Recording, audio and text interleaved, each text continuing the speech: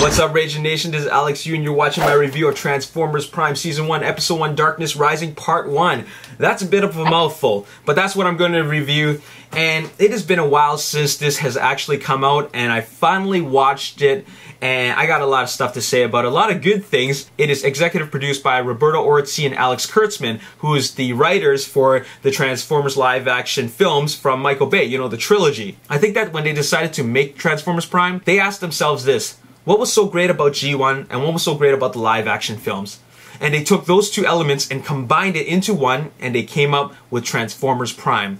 And the best element about G1 was the fact that the main characters were the Transformers themselves, not the human characters, but the Autobots and the Decepticons. Now, the best thing about the live-action films is, of course, the action and the cinematography. So they took that and they combined it, and the result is Transformers Prime. And you can see that there's a lot of inspiration from both series. And you can tell that when you compare the setting of Transformers Prime and the setting of G1, it's very similar. It felt like whoever was directing Transformers Prime really took some tips from the Michael Bay filmmaking handbook, because the cinematography, the camera moves, feels like they really are inspired from the live-action trilogy. Then they introduced the character of Cliff Jumper, and the first thing I noticed about Cliff Jumper is that he had a very human-sounding voice. Not very cartoony, because when you compare it to the other characters, the other Autobots, it sounds like the voice actors went a little bit over the top with them, just to make them sound less human. And with regards to Cliff Jumper is kind of like the Raphael character in Teenage Mutant Ninja Turtles.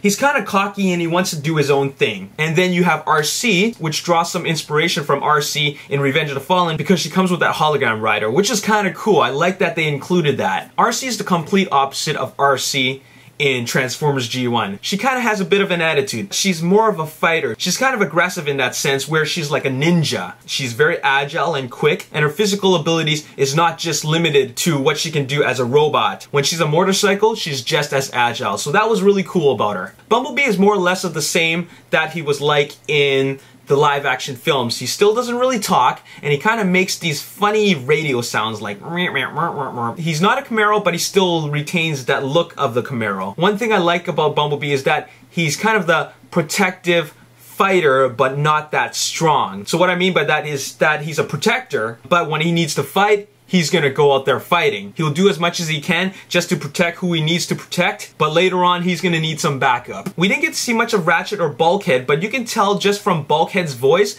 that he provides the muscle in the group. As for Optimus Prime, it is so great to see Peter Cullen back. And Optimus Prime in Transformers Prime is kind of like what he was like in the first live-action film, where he's really only there when he's needed. For example, all he really needs to do in the first episode is to explain the origins of the Autobots. As for Decepticons, you have Starscream and Soundwave and the Vehicons. Starscream is kind of like a snake, kind of like Cobra Commander. He's got that kind of sniveling, snaky attitude, but he's less whiny and more like a leader, and that's partly because that Megatron's not really around. Soundwave, just like in the live-action films and G1, is the communications officer, and this time he speaks using radio transmissions. As for the Vehicons, I think they're the best addition to the series, because their presence provides for a lot of really cool action sequences. The fact that they're Vehicons means that they're Decepticon grunts or drones, and they can get their ass kicked. They're allowed to get killed because there's so many of them. The Vehicons kind of remind me of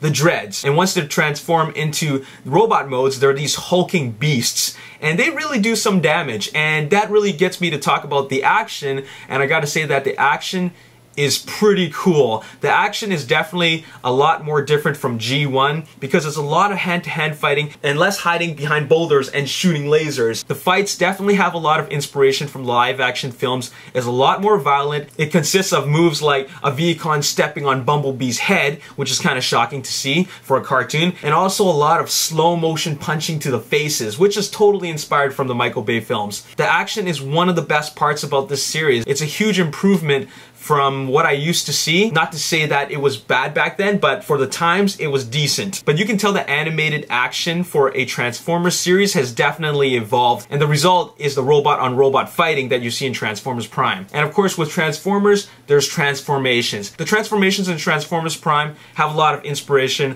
from the live-action films, because they're really, really quick, and you don't quite see everything. But one thing that I do like about the transformations in Transformers Prime is that when you're able to see everything, I like the way they filmed it. So they would actually put like a close-up shot of Cliffjumper's chest, and you could see all the parts move around. And that is really cool. That's the way they did it when you see Optimus Prime transform in the live-action film. It's definitely refreshing from G1, where you always see this wide shot of a transformation. But in this version, I liked all the extra little details. Now, with regards to the human characters, there are 3 human characters. That would be Jack, Raph, and Miko. Jack is really the animated version of Sam Witwicky. He's just some guy that got caught up in the middle. Now Raph is more like the innocent, smart one.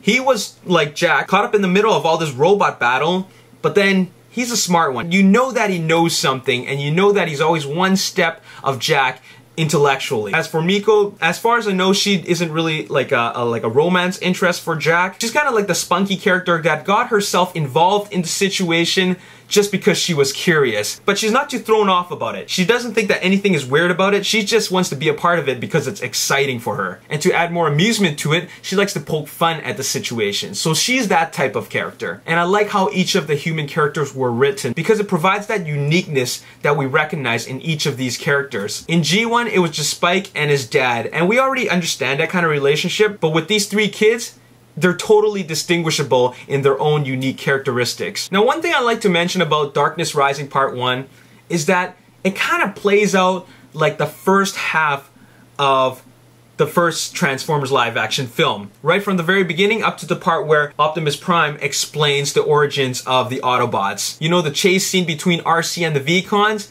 It's kind of like the animated equivalent of Bumblebee versus Barricade. I find that the dialogue is actually very witty. It provides that little bit of edge to each of the human characters. Another thing that I thought was kind of interesting was the transformation sound. They have this generic transformation sound that they have for Transformers Prime, and it sounds the same for each of the characters. Maybe it's tweaked up a little bit for each character depending on the speeds of the transformations, but other than that, it does not sound like the G1 version. In fact, if anything, it sounds more like the live action version. Now, there's some G1 Easter eggs in there that I wanted to bring up, and that was the mass shifting. You'll totally notice that there's mass shifting in Transformers Prime. When you see RC transform from a motorcycle to a robot, she's huge.